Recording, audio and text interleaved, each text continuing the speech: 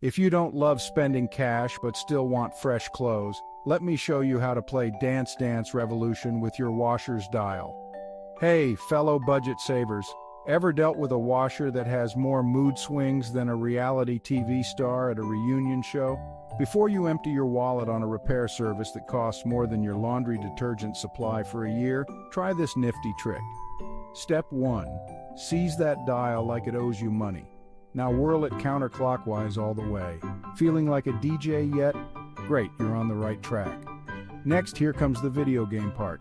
Turn it 3 notches to the right, quick flick back 1 notch to the left, and then 1 more notch to the right. If it starts blinking like a disco, congrats, you've just cracked the cheat code to diagnostic mode. Now spin that dial 4 clicks to the right and smack that start button like it's the buzzer on a game show. This little tango with your appliance resets it back to its factory innocence. Hang tight for a few, and if all stars align, that lid will pop open and the beast will shut down, tamed and reset.